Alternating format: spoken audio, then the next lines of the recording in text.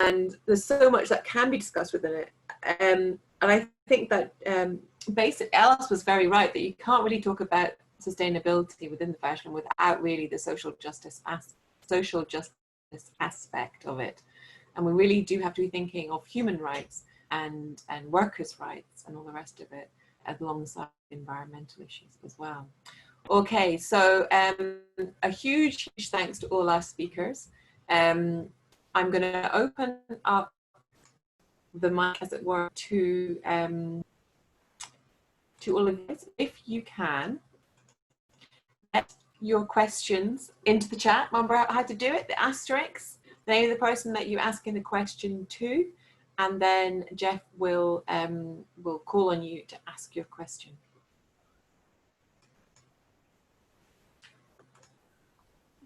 Thanks, Alison. I'm just doing a bit of techie work here on my Houston control dashboard here. Now, I'm going to step out of the queue, and I'm going to go straight to a note from Christina. For your benefit, James, you've already got a new customer. Christina has said she's been waiting a long time for a site like this. Excellent. We need more people like Christina. Christina, did you want to follow up on that?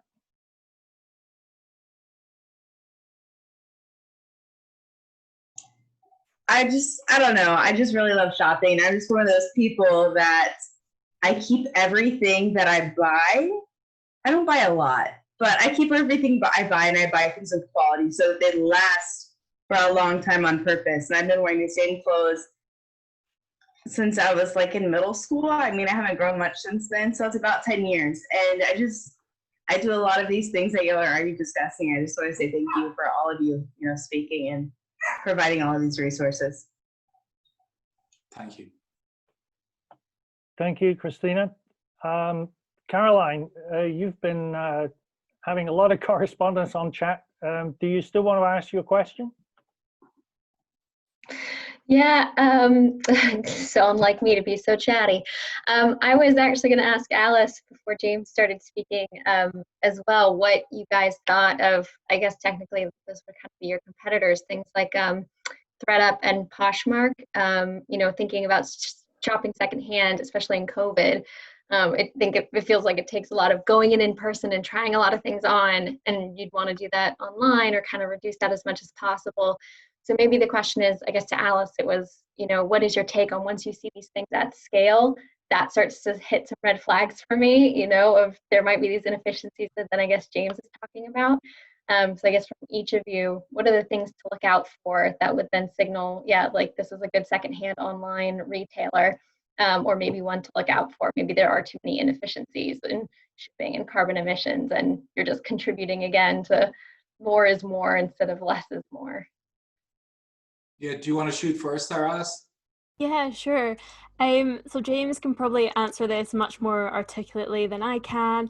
I feel like in terms of any business, you can only get so big before you can no longer be sustainable. It's just that whole balance of, once you get to a certain size, then you do have all these other things to think about.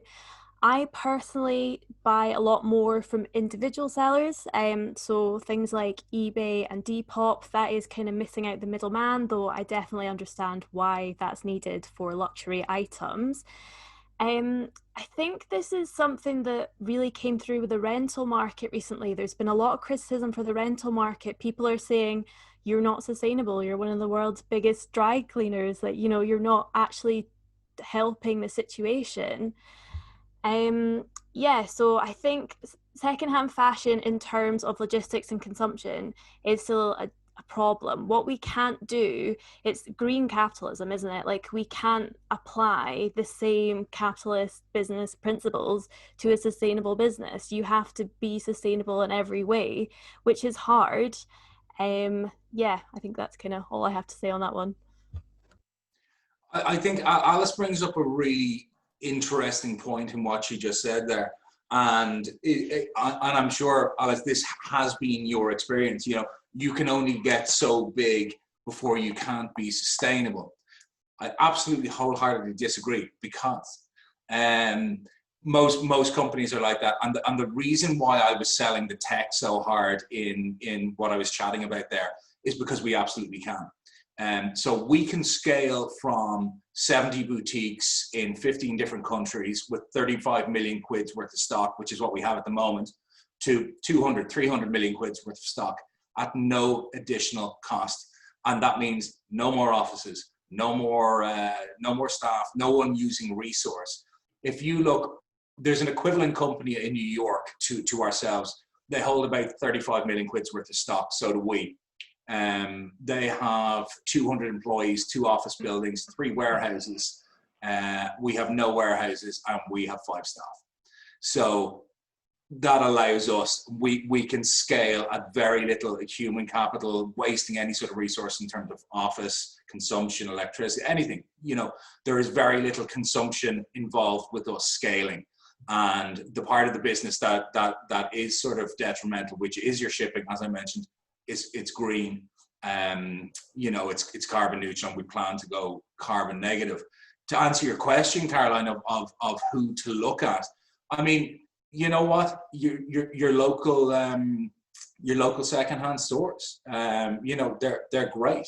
I mean, most sort of bigger cities and even smaller cities have fantastic retailers. A lot of our competition, they do a good job, and most of the sort of money that they waste tends to be on marketing as opposed to consuming things, actual, you know, physical things. So, you know, most of them are good to go with, but don't go with them. Shop with us. That's about all I have to say. Does that answer your question? Yeah. Yes, yeah, thank you. I think so. Thanks, James. We'll move on. Rachel has a question for everyone about the, no, she doesn't. You know, I've done this before. I often do this. It's the way the chat displays what's happening. So Rachel has a question for Alice about the material bamboo. Over to you, Rachel. Thank you, Jeff. Thank you very much to all the speakers for your wonderful presentations. So I think, Alice, your speech made me ask myself that question, but because bamboo is very much spoken about in fashion, but bamboo, same as cotton, is not native to the UK. So what is the actual footprint of bamboo compared, especially maybe to cotton, when it's organic, of course, because otherwise it also uses, recently heard, bamboo also uses a lot of chemicals, same as cotton, in the process of making it into a fabric. So is bamboo really sustainable, as sustainable as we might hear? Thank you. Yeah, this is a great question. I'll just make it clear I'm not an expert in materials. This is just from my own research and my own work that I'm doing. You're so right. The thing with bamboo is it's really been a victim of greenwashing. I think about 10 years ago, maybe, people were just shoving bamboo on everything, saying, oh, we're sustainable, we're made from bamboo. But it was just like cotton. It was still a very exploitative and resource intensive material, and you do need to make sure you're looking out for organic bamboo.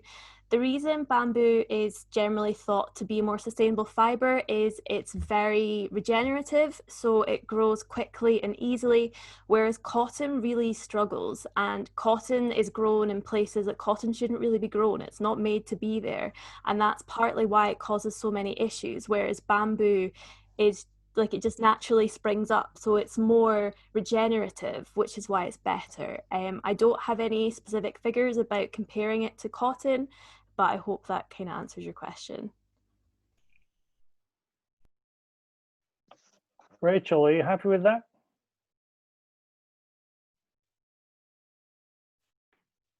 Sorry.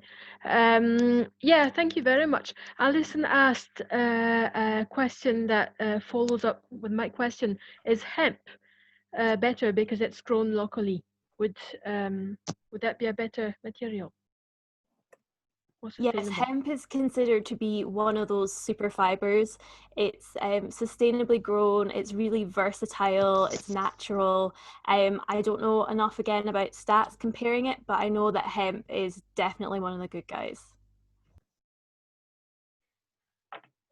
If you want to find out more about hemp, you need to go to Dundee, and there is a so-called living museum of Dundee was the center of the hemp industry in that part of the world, and it's an excellent day out. I apologize, I can't remember the name of the place, but go to Dundee and ask for the hemp mill. You'll find it. Verdant Works. That's the one. Thank you. Verdant Works. Thank you. Right. Laura Dehenin, and I apologize if I've massacred your name. You had a question for Alice about what we should ask our government. Do you want to go ahead with that?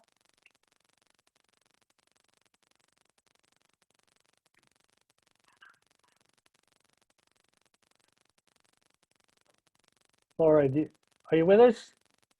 Have you switched on your audio?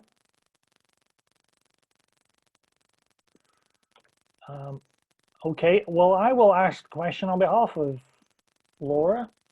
She directed it towards Alice. Alice, you mentioned briefly about what we can ask our government to do in terms of sustainable fashion.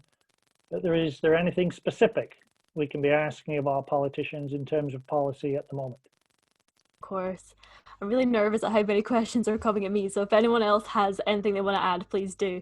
I think for me, the main thing is we need to be holding corporations accountable with the way that the most recent sort of policies that were suggested by Hubbub are very much on let's grow our understanding of ethical fashion, let's help consumers know what they're buying, and all of that is amazing.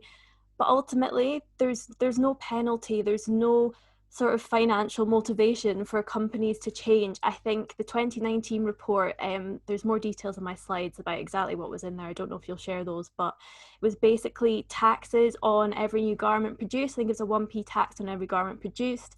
It was to make it illegal to incinerate clothing and things like that. So I really would like to see the government hold companies accountable for what they are doing. As we know, 100 companies are responsible for 71% of carbon emissions. And I think we need the current conversation right now, the way it's often framed by the government and people like H&M always get to talk on sustainability panels. Why? Is about the consumer, and they're saying to the consumer, stop buying so much stuff. And while that's true, I really want to see the government have legislation that means companies aren't allowed to produce as much, and to do with marketing as well. I think until there's legally agreed definitions of things like ethical and sustainable, natural, consumers are just going to continue to be duped by these companies and their clever marketing, which isn't fair. Can I just kind of say that, I mean, obviously, I think during COVID and what's happened in Leicester recently, and the situation with Boohoo, I think a lot of the understanding of it was or thoughts was very much that it was happening in other countries and it wasn't happening on our doorsteps. And I think it's really highlighted the issues that are happening in our own cities that are absolutely abhorrent, but I mean they're abhorrent wherever they are happening, and I think that awareness of of companies like Boohoo, which I don't feel have been properly penalised at all. In fact, I think even for them to admit that they had any knowledge of what was going on in terms of the factories in Leicester was really shameful. And I think you can see that with all these big brands. And I think Alice has really highlighted the importance of government intervention in, and you can see how even just small impacts, you know, even having to go and buy a 5p plastic bag from a supermarket can begin to change consumer behavior. So you think actually just by making some small changes to the industry can have a huge impact on it.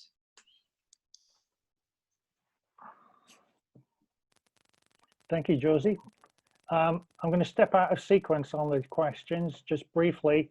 I've noticed Bebo and Brian have put a link to a website, but they haven't explained what it is. So Bebo and Brian, do you want to tell us what you want us to pay attention to on that website?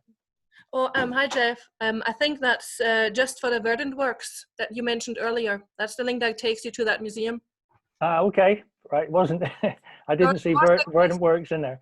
No, yeah. That's fine. Thank you very much. Okay.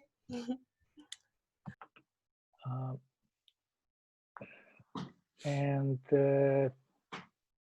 I'm going to skip over Renee. I'll come back to you. Alison, do you want to ask your question of Josie? Yes, Josie, I was quite fascinated by the use of VR and augmented reality in relation to making the empathy issue and kind of making people really think about things. I think that could be quite a powerful message. But how else do you think augmented reality or VR could be used to really push the sustainability angle, make people think more?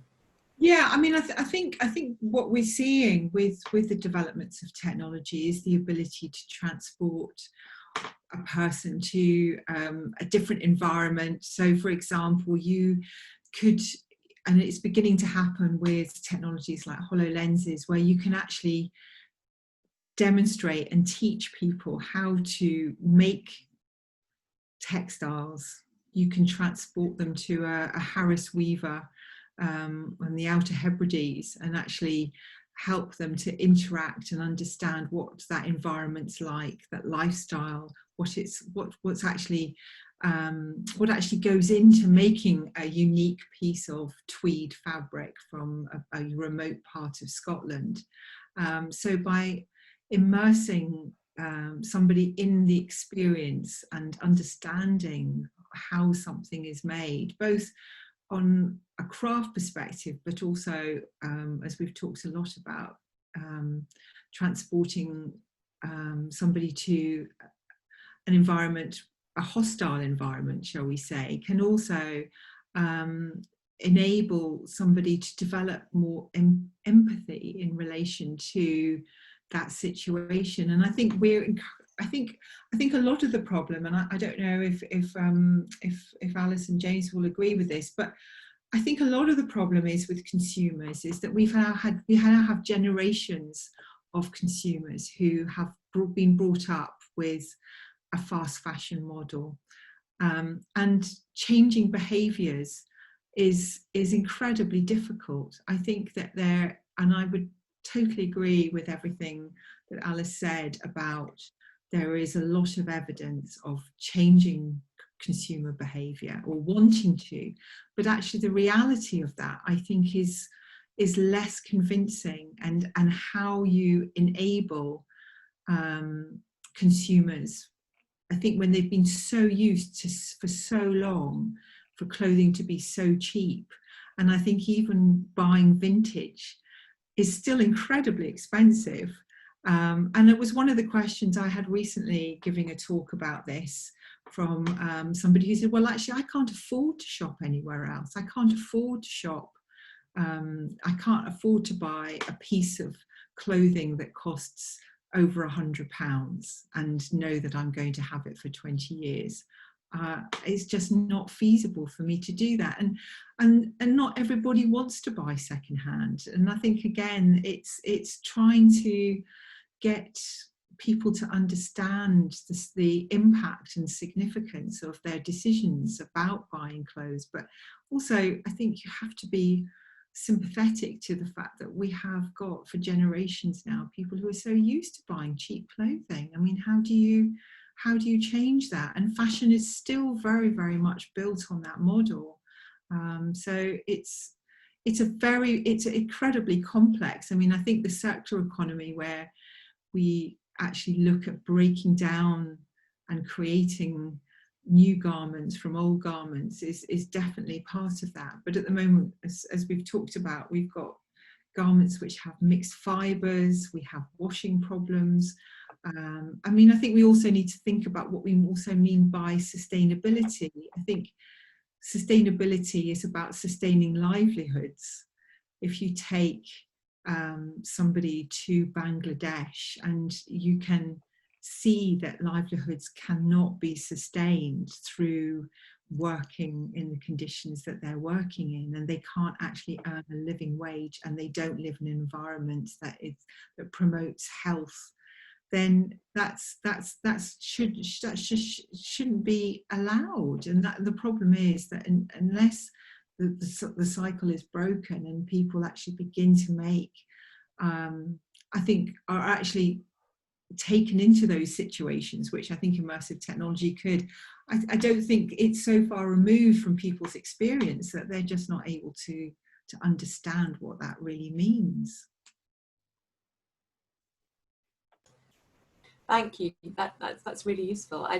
There's common threads here with the last Climate Cafe and a lot of different work we've been doing, and it is to do with the fact that there needs be more regulation from government to allow us, to enable us to make the right choices, not to prevent us from making choices, but to enable us to know what they mean. And I think that adds into what Alice was saying about kite marks to a certain extent, definitions of what words mean, to enable people to make the choices that they want to make, but it's not clear enough at the moment. And we saw that last month with our plant-based diet cafe, when really people were taking into some of the conditions of factory farms that they might then stop eating that meat. And so I think that's quite similar in a way as well. So there's quite a lot of common threads running through this, which is good to see. Thank you. Thank you. I'm just trying to keep up with the cascade of comments coming through on chat. But we'll go back to Renee. Renee, you had a question for Alice about educators. Do you want to go ahead? Yeah, thank you. Anyone can really chime in here. Professor Young, Fullerton College in California, and I am the department chair of the fashion department at the college. How can educators, such in the college arena, bring apart, other than just talking to our students about these issues here in the United States? So I think this question was originally directed at me. Josie's probably a much better person to answer because I don't work in academia. The one thing I would say is the young people coming out of fashion school right now are so interested in sustainable fashion. They are so engaged. They want to make the industry better. And I think we just need to make sure the opportunities are there. There is, getting a job in fashion is hard anyway. And I would love to see more opportunities come up for sustainable fashion internships, and internships that actually pay people as well. That is an issue that is still prevalent in ethical fashion. So I guess my only input would be I want to see the opportunities there for the young people who are so passionate about making fashion better. I'll just step in if that's okay. I think, education, absolutely. I totally agree with you, Alice. I mean, I work with students, particularly on their kind of dissertation titles, and so many of them are now interested in the circular economy and sustainable fashion. I think a lot of it is how to translate that into their own practice, and I think quite often that's where they find it very, very difficult. And we're working very hard with students to develop their understanding of ethics, about being responsible designers, but also I think we're the transformation from a product orientated culture to actually looking at what are the skills and knowledge of fashion and design that can actually lead to different types of products that are built to last, or they are recycled, or they're they're thinking about the whole circular economy, and it is a very, very complex issue, and that's something that we're really trying very hard at the moment at Grey School of Art to embed in our students a really deep understanding of sustainability, and we're developing that within all our courses right across the school, not just within fashion but all areas, because I think the days of making product and having design collections is gone. I mean, we have to think about new types of designs that aren't always physical in the same way that we have in the past. So it is a real challenge for education, but there's a lot happening at the moment. And I noticed that there was also a question about secondary schools from Celine, about secondary schools talking about the problem of fast fashion. And I think that's really vital, is that conversation needs to start not just at secondary schools but actually at primary schools, in terms of thinking about and understanding and developing new relationships with clothing.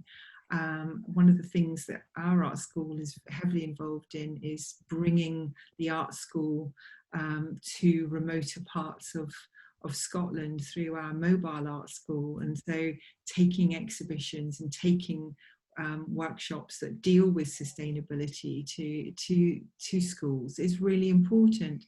But we've seen in Scotland in particular, and this is something that's happened in Shetland, where for years and years and years, knitting, for example, was taught in primary schools. Everybody learned how to make, and we now have a generation of school leavers who've never even made anything themselves. They've never actually engaged in craft skills. They've never sewn. They've never used a sewing machine. They don't know how to knit. So their understanding of textile making has become really quite far removed, where it became, and that's really sad. And there's a lot of movements, I know, particularly in Shetland, to really revitalise those skills, because they're so important, and not just on understanding textiles, but also on learning other kind of educational subjects too. So I think we do really undervalue craft making and textile making, and that's something we're really keen to work on as the art school, and our responsibilities in that area. So I hope that answers those two questions. Thank you. Yeah, I'll have to get more in depth with certain activities and assignments that the students can do, other than just a fashion show, with sustainability as the key. Yeah, I mean, one of the things that we did recently with our students was we asked them all to bring in a garment, a piece of clothing that meant something to them, and they worked, and we had conversations about those pieces of clothing, and it was really interesting how for a lot of those students they'd chosen something that actually wasn't even that old. Their thought about something that was an old piece of garment might not even been a year old, and that was quite revealing for me. I hadn't really thought of that. Or for some of them, they brought in a piece of somebody brought in a jacket that they found in a second-hand shop, a sheepskin jacket, and they talked about that and how they'd found something in the pocket. The previous owner had left a piece of paper that had a message on it, and that then kind of created a whole sort of story and narrative around that particular jacket that then had engaged that person in a different way. So I think having conversations about their clothes and getting them to think about what they're wearing, and I mean, I certainly talk to my children a lot, who are at that age of 16 and 18 when fast fashion is really very utmost, and getting the latest fashion and getting them to think about, well, how many times are you going to wear that? And I think that's asking those questions. I think, well, you need to really think about why you're buying that, and if you're only going to wear it for a few times, what's going to happen to it after that? Are you going to resell it?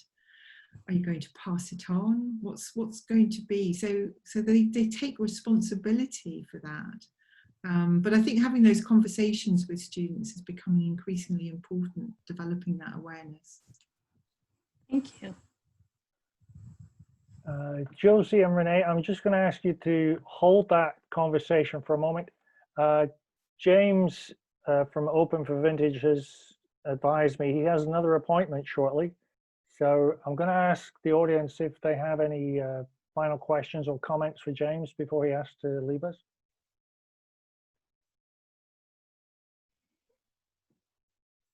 Can I ask James a question? I'd just like to ask him about how are the garments and the vintage things transported, and you know, so if you bought something from a vintage company in Australia, how does that work with sustainability? I'm just curious. Sure. So first, we don't actually sell, clothing. We only sell jewelry, handbags, watches, accessories. But in terms of the shipping, the boutiques themselves package the pieces as they would. We have a set of guidelines, but as of next year, we will be producing all our own packaging. Now, I don't know, packaging isn't my thing. So I could tell you it's going to be sustainable. I don't know what that means yet. I need to look at what they can make packaging out of. Is it compostable? Is it recyclable? What's the best option for us? But we do have a plan for 2021 that all our shipping, all of our packaging is going to be standardized and as sort of sustainable or recyclable or compostable, depending on what the material be, as possible.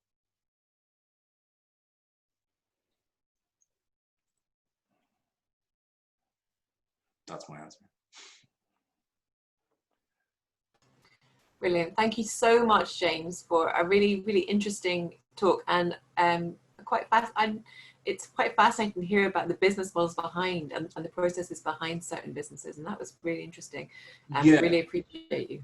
Apologies if it was a little bit anoraki, but myself and my business partner, we are anoraks. You know, that's kind of our job. And if anyone has any questions or anything like that, they want to contact me personally, you can email me at james@openforvintage.com. Thank you so much, James. And we're open to really, all really diverse enjoyed all people. your talks. Thank you so much. Bye. Thank you, James. Thanks.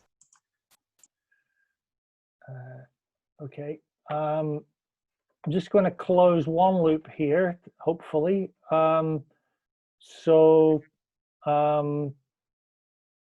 Lauren wanted to ask Renee which college she works at. Fullerton Community College in Fullerton, California. Okay, Lauren, does that answer your question? Did you catch that? Yes, thank you so much. And this conversation has been wonderful. I'm very appreciative. Okay, good. Well, Yes. we're glad to be of help. I'm going to go to Lanny Jones. She simply asked, what about ThreadUp? Lanny, do you want to expand on that? If you're still with us?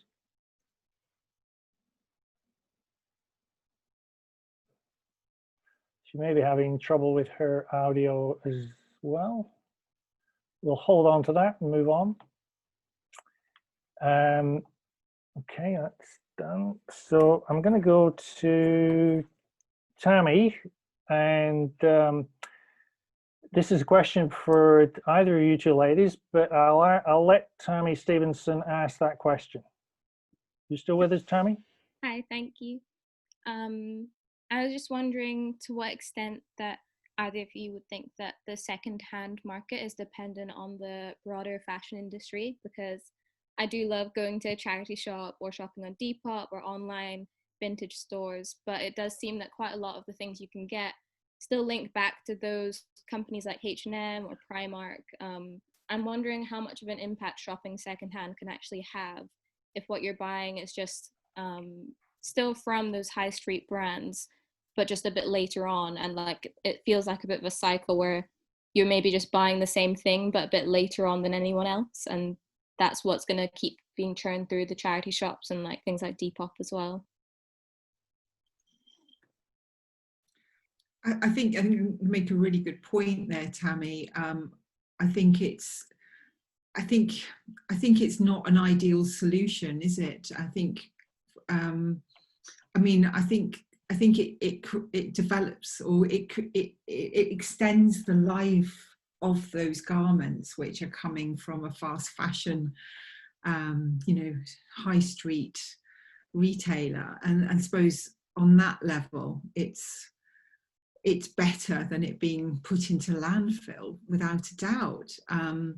But it's already part of the cycle, I think, of that fast fashion, and I think it's very complicated in the fact that how do you, when you have a fast fashion system which is global, it generates trillions of dollars for the industry. It supports so many professionals. It's a system that's not going to change overnight, and so I think there is, to some degree, small steps. But I think the consumer does always feel, well, it's okay if I only wear it once, because then I can put it in the charity shop bag and I can take it to the charity shop and it'll do some good. And I think, again,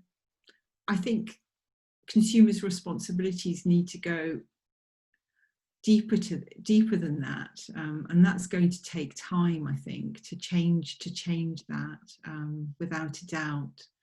I don't know if Alice has got anything she'd like to add to that.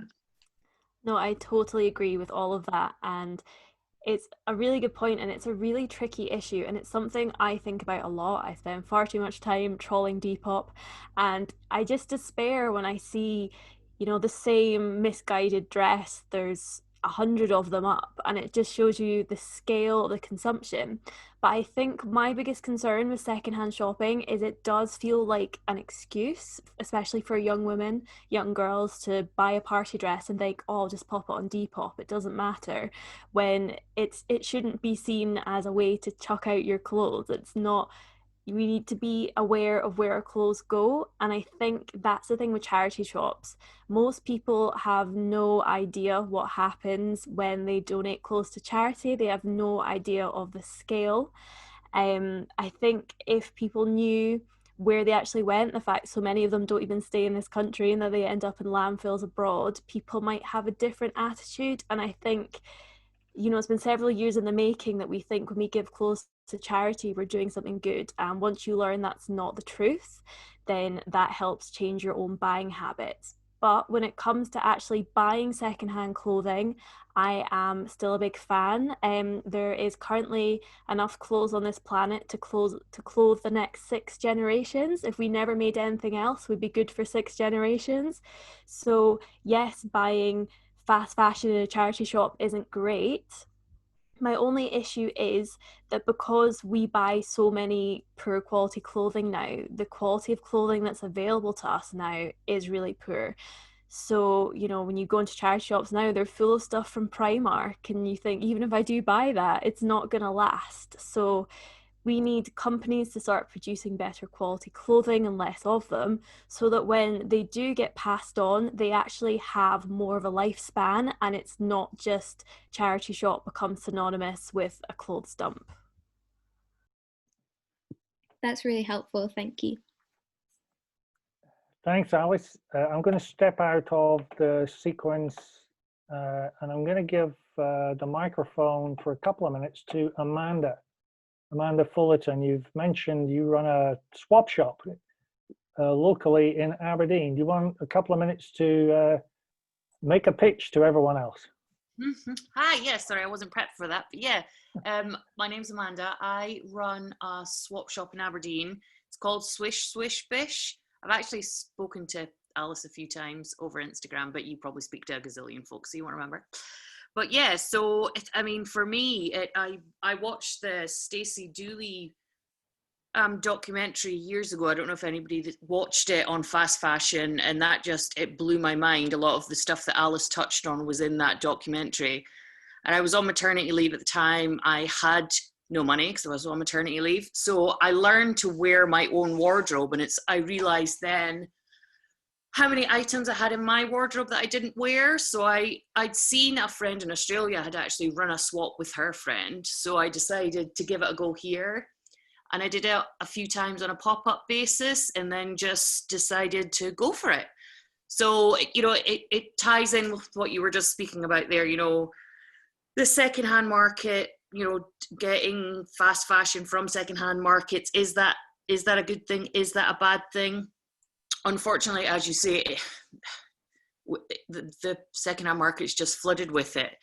But I do have certain rules around, you can't take in things from Primark, Boohoo, Misguided, things like that, because they're just not made to last. So I really want people to be swapping clothes that they're going to be able to wear for that 30 plus wears. So yeah, sorry, I just wasn't prepared to chat, although I'm not rambling too much.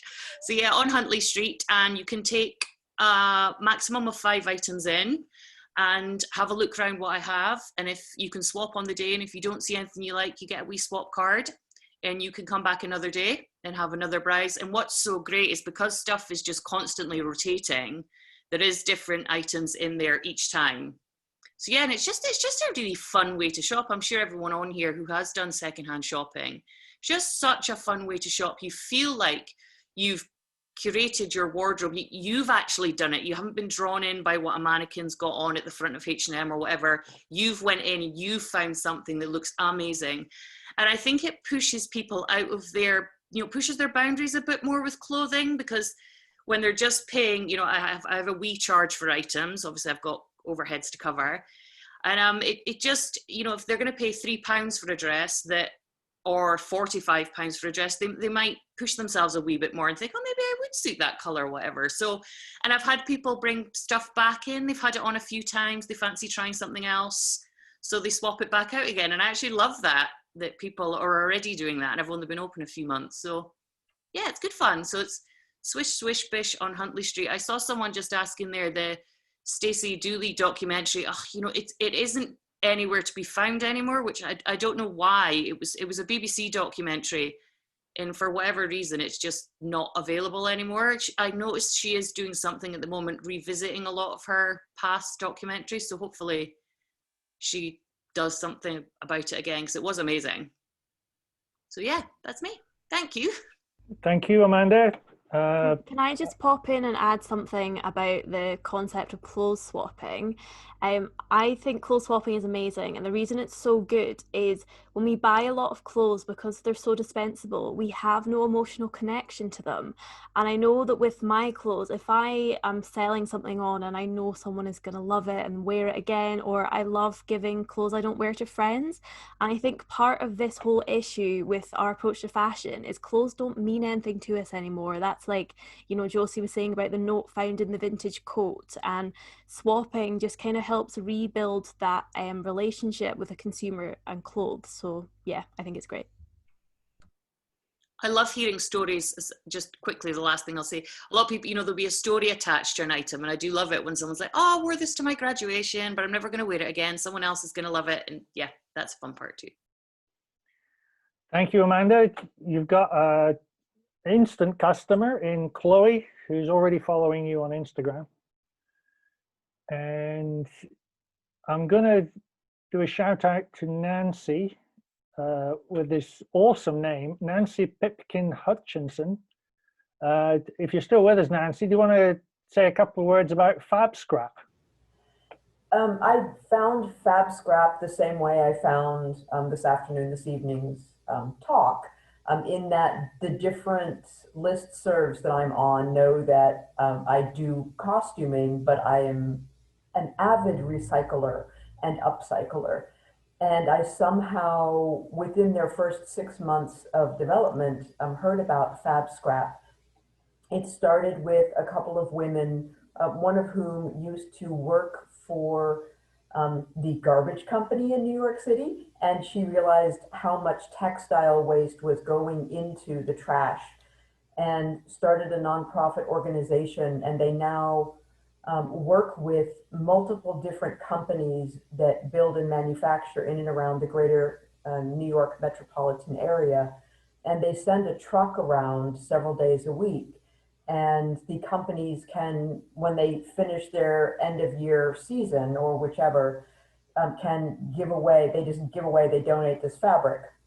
And if the fabric has the logo on it, it'll be shredded and turned into carpet padding or house manufacturing. And if it is usable yardage, they sell it by the pound. So it then can be purchased by a lot of students who are in and around the New York area. And once I found out that they existed, when I do a shopping trip, I always spend an afternoon. And so it's a chance to take some of the scrap or some of the yardage that is good quality, and then show my students by example that we don't have to buy something new from the one. Joanne Fabric is the one remaining really place you can buy fabrics in America. And it really is the fast fashion for fabric. So it's poor quality, it's overpriced for what the quality is. And so in that, encouraging my students and echoing what other people have been saying, please think smart about the purchases you do make. They are, of course, closed down with COVID, but they were in the process of trying to open a second store in Los Angeles to then capture the same idea of, can we have our manufacturing companies not just toss away what is usable and reusable. They have a website and they do ship if you can't shop in person. Thanks for that, Nancy. Even as a bloke, I can see there's a theme coming through here about engaging with young people and getting them interested and capable in making their own clothes or making adjustments to somebody else's clothes in order to prolong the life of fabrics and materials. We're nearly done with our questions. I'm going to do a shout out to Noelle. Noelle Hatley, you had a comment about labeling. Did you want to ask that question? Yeah, well, I was following up on Adam's suggestion about having product labeling, which informs customers about how sustainable an individual product is. But the problem we've got is that fast fashion brands, it's not going to suit Zara or H&M to put information about the level of sustainability on a product, because they're not very sustainable, and they have a very successful business model that's making the owners huge amounts of money. So there's no real incentive for them to start providing this information. Thanks for that, Noelle. I'm going to turn that question around. Okay. And ask the question is there an existing label that fashion buyers can trust that says this is a sustainable garment? Well, Alice, Josie? Are you talking about a company or a brand that? No, it's like, look, somebody mentioned the kite mark in the past, you know, for British safety standards. That used to be the thing that people would look for when buying certain types of goods. And we see a lot in foodstuffs. But is there a label, you know, or a logo that people can look for and say, oh yes, I can be rest assured that this garment was manufactured sustainably? No, well, no, there isn't. I mean, you know, there are in other industries, like, I don't know, the red tractor, isn't it, for food? Or, I mean, obviously it's interesting when you look at food, where they have, by legislation, they have to list all of the ingredients and calorie, you know, and details of and the breakdown. And absolutely, it's definitely, I think, an area that the government could put pressure on. And interestingly, in the luxury industry, because of counterfeiting. They have special labels that are hologrammed or authenticate the garment as being a Chanel jacket or whatever, in order to stop counterfeiting. So there is, and you do have, for example, like with Harris Tweed, the Harris Tweed Authority, only every single piece of fabric in Harris Tweed is checked for authenticity. It has to be all processes have to be carried out on the islands or the Outer Hebrides in order for it to be given the orb stamp. So there are definitely there's definitely a precedence for doing these things, but I think it would really, you would need something like the Harris Tweed Authority, you'd need legislation. I've noticed, I think Caroline Coogan's put, like an accreditation to be implemented in order for that to happen. And I think there would be a lot of interest in that, actually, because I think one of the biggest problems that Alice was talking about is greenwashing. You can't trust companies like H&M and Zara. It's tokenism. They're aware of the market that there is for developing small organic ranges or that's conscious, but why aren't they doing that throughout their company strategy? And they're not doing it because they can't afford to do it, and they don't want to do it because it'll impact on their profits. So there does need to be a lot more accountability, and I think there is definitely something within labeling that can do that. That is definitely possible. Yeah, just to chime in on that point, there are some certifications you can look out for as a consumer, whether it's to do with the fabric or the factories. But the problem with these is even they're not a guarantee. Like Boohoo's part of the Ethical Trading Initiative, so it doesn't mean anything. I think with the problem with fashion as well is obviously the supply chain is very complicated. Like, yes, your cotton could be organic, but then that doesn't mean that the way the cotton was processed was ethical. It doesn't mean the people who manufactured it were treated well. It doesn't look at the transportation of the goods. So it's such a difficult, like a garment's so hard to say the actual breakdown. The made in China or whatever on your label, that's only the last stage. It'd be great to know the full origins of a garment, sorry. The only thing I would say as shoppers, and it is a lot of work, but the reality is it is on us as shoppers right now to put the work in because companies don't want to volunteer up the information, is with my clients, I will only recommend a brand after I have done extensive research into their brand on their website. A good company should deliver at least their final stage of manufacture, a list of the factories, information about the factories. We have companies like Girlfriend Collective, for example, that will give you a map of where every factory is. They will explain where their materials come from, and that's a level of transparency we should be able to have as a consumer. But it's like you said, companies, there's no reason for them to do this. There's no motivation. There's no real financial incentive. So as long as they can maintain the status quo, then they will.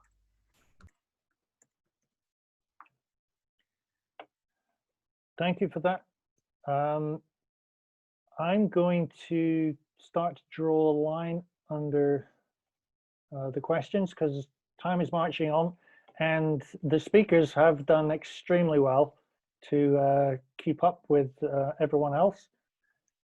And I'm just going to go straight to Rachel, who's got a question on encouraging people to be more sustainable. Well, it was just well, a final question. What can we do really if we bear the whole responsibility, if customers bear the whole responsibility, if there's no label created by the government, if if businesses can more or less do what they want. And if customers go for the cheapest, which they very often do, or the most fashionable, or how can we create more, sustainable, so my question was, shall we create like a movement similar to the one after the Rana Plaza scandal? How can we get active in that and change things? That's my question.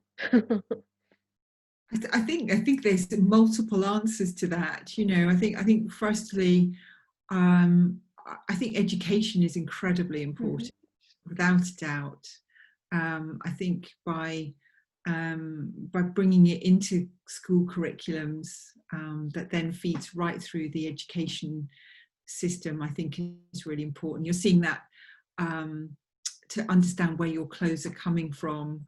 I think it should be part of the curriculum, without a doubt, and I think that's definitely somewhere to start. I think also I think forums like this, events like this are fantastic. I mean, it's wonderful to see so many people from across the world coming to Aberdeen to this event, and it's you know, the power of the internet is quite extraordinary. I think lobbying the government, lobbying MPs, I think all of these things are part of that. And I think someone's just put up Extinction Rebellion. Absolutely, you know, these you know, particular movements are really instrumental in that. But I think it's really what everybody's comfortable with doing as well, I think. And I guess change always happens at home, questioning what you're wearing. And for me, having teenage kids, getting them to question their purchases and decisions about the clothing and educating them is really, I feel, part of my sort of parenting kind of role to do that. But I think it is very difficult to change a system that is so embedded within our culture. And I mean, I think with COVID, we have seen a lot more visibility, you know, as we saw in Alice's presentation, of companies that haven't paid and have been shamed for that. But does it really change consumer behaviour? I mean, I'm not sure it does. I don't know if they would actually not buy anything from those companies that didn't pay. I think initiatives like Deadstock, where you paid for a box of clothing, again, I think it is great, but it doesn't change the system. It just it's a way of dealing with a situation that has arisen because of fast fashion, but doesn't actually change fast fashion. So it is very complicated, and I think the consumer has the biggest amount of power to make that change. And I think the only way you can get the consumer to do the change is through education, and making them demand more from those companies, more transparency. And I think that can only come through really educating what the differences are between something that is greenwashed and something that is really ethical and authentic in its messaging and its and what it's trying to achieve through its branding. Yeah, I think I agree with everything you've said. And I think when it comes to consumer change and real change, I go between feeling really positive and excited and absolutely despairing. Like the news this week that Boohoo has reported biggest profits ever, despite the Leicester scandal. I was just like, what is going on with the world? But yeah, I think education is key. Obviously, everyone that's here is really engaged with the conversation around ethical fashion, and that's amazing. But we need to remember that this is our own little bubble, and we need to try and help inform people that aren't part of this bubble. I think it's really important that we don't feel consumed with guilt. I think when people first learn about ethical fashion and what happens, they're so, oh my goodness, like it's way above me, I don't know how to change this. So they just don't do anything. Whereas every little change you make as a consumer can help. And things like signing petitions, PayUp have a website now, I think it's payupfashion.com, where if you put your email address in, it automatically sends an email to hundreds of fashion companies. And imagine we all did that, like the demand would be overwhelming. I think as well, it does come down to consumer behavior. And what I really push with my styling clients, for example, is fast fashion thrives off our feeling of lack. That's why we buy so many clothes, because they convince us we need to do so because we're not good enough. So when you sort of are empowered by yourself and your own wardrobe and your own style, then suddenly buying fast fashion and buying trends just isn't appealing to you. And once you start changing your psyche, then it's just like a snowball effect. It's like I said before, the genie's out the bottle, and you just won't go back when you change to this more sustainable way of shopping. Thank you for that, Alice. Can I step in just briefly, Jeff, please? What I was going to say is that we have Laura on the call, and she works for a charity called Hope for the Future, and they put people in contact with their MPs to be able to lobby. And so that is, if some people, which I think a lot of people do feel strongly about this, I think that there's definitely some things that has come out from here that we need to do, not just in fashion, but in all our products. And I watched a documentary a while back about green consumerism, and basically what is annoying is it puts all the effort onto us, the consumer, and most people haven't got the time to do the in-depth research that Alice does. So we need to push that back to the government and say, no, it shouldn't be on us. We need to be able to have legislation and policies and that facilitate our choices in a very clear way. And exactly what we're talking about, labeling, about accreditation, and about supply chain. There's a recent act about supply chain, about making sure that there is no human rights violations within your supply chain. But how that makes companies accountable is debatable, because it's all about enforcement. But there are definitely some like wish lists of what we want. And I think from what Alice was saying, this came out in the 2019 report. Alice, does that give a clear, would you say that the recommendations coming out in that report were ones that we should all support, or is there a better list somewhere? So the 2019 list, I'm a huge fan of, as I said earlier, because it puts the blame or the focus on the companies producing the clothes, whereas I feel like Hubbub's recommendations that came out a couple of weeks ago are more about our education, although I think both of these things are important. I think it's shameful that MPs completely voted against all of the recommendations last year, but 2020 has seen engagement in ethical fashion like never before. And just because something wasn't passed once doesn't mean it's never going to happen. So we just all need to keep the conversation going. We need to be vocal about it. We keep campaigning and being passionate, and hopefully these legislations will come into place in the next couple of years. Okay, thank you. And for anybody interested in the work that Laura does, then her email address and website is towards the bottom of the chat. I'm gonna, if I may, ask one last question. This is from Lauren. She's mentioning Lululemon. Yes, as a bloke, I know all about Lululemon, duh. But Lauren, if you could be brief. You still with us?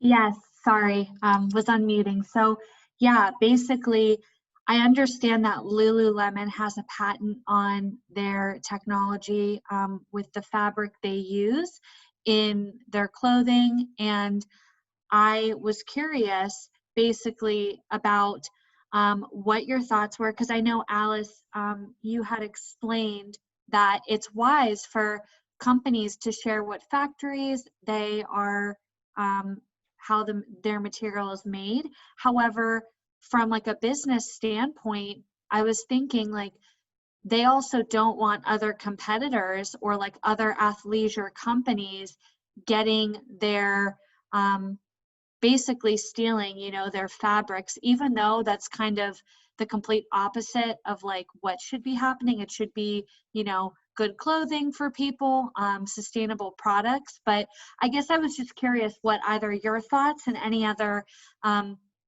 people that were thinking about, you know, on a business end, it's wise to not share, you know, your, you know, secret formulas. But of course, at the same time, by doing that, it's not really helpful in regards to seeing if the product itself is sustainable, if people are being paid fair wages, as well as, you know, I was just curious as well with the patents and what your thoughts were on that and some of these competitors that are doing stuff like this. Sure. So I am not particularly knowledgeable about this situation with Lululemon or about patents. I do think the whole secrecy thing is a huge issue in fashion, particularly luxury fashion. And it's partly why, you know, Fashion Revolution's Transparency Index came about to try and open up the doors. But I think what this sort of attitude to extreme secrecy is outdated now. And I think with fabrics as well, the Sustainable Fabrics Expo that happens every year has like 8,000 different sustainable textiles. They want people to be using these, and for people to have like a secret formula for a fabric isn't gonna hold true. I think we're going to move away from that. Girlfriend Collective, again, I think is a really good example. They produce products very like Lululemon, but they're ethical and they give you all that information, and consumers love them, and they are in a league of their own because of who they are as a brand. They don't need to be that secretive. So I think we need to kind of change, well, companies need to change their attitudes to their business model, basically. I don't know if that was useful at all, but that's my 2 cents. Thank you very much. And what was the brand that you had mentioned that was athleisure and also sustainable? There's loads, but the one I would definitely recommend is Girlfriend Collective. Have a look into them, but they're really great. Okay, thank you so much. Thank you, Alice. And Josie, I'm going to draw a line here because we're coming up to 9 p.m. here in the UK. It's been an absolute pleasure to facilitate the discussions and the questions with some fantastic speakers, so I really appreciate that. And I'm now going to hand back to Alison to wrap up. Yeah, I mean, I must say that it's been a fascinating Climate Cafe, and I've really enjoyed it. And I will be following you, Alice, because I think that you speak so like a lot of sense. And Josie and Alice, and obviously also James, who isn't here at the moment. It was really fascinating to get that spread. And I think it's quite clear to me what I need to be doing now more of. And it is following the people like Alice. But also, I think that maybe it's something for the future for Aberdeen Climate Action is to have a campaign about fast fashion and labeling and really trying to encourage that. And what we can all do though is speak to MPs. So I would encourage you to have a look, and maybe if you are interested in going the extra mile, and you don't have to go and meet them face to face obviously at the moment, just speak to them, refer them. Alice, if you could give us the link to that report, I can pop it up on our social media so people can see that too, or even here just now. We can work with that. So if you are interested in working and speaking to your MP, then do email Laura. I'll leave the chat here for a minute or two. I won't close down the Zoom room immediately. You'll have a few minutes to save the chat if you want to.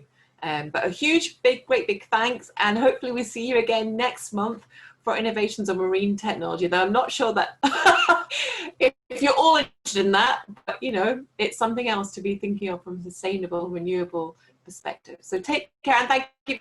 Let's give a clap. Thank you.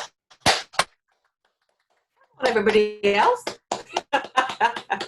See you later. Thank you very much. And we will be putting it all up on our social media. So if you've missed anything, you can watch it again.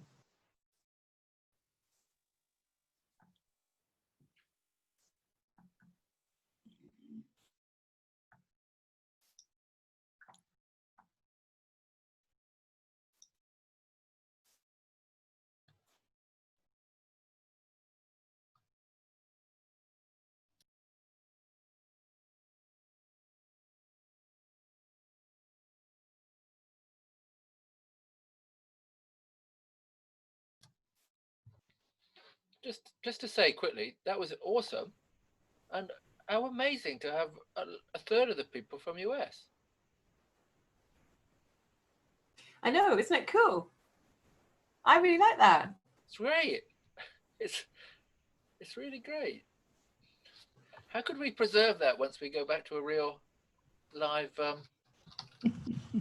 face to face? I think we ought to try and get some technology so we can have audiences from out of Aberdeen at the real live event. I know we can't lose this, but we're not getting as many people as we do online face to face, and it is a shame not to have face to face.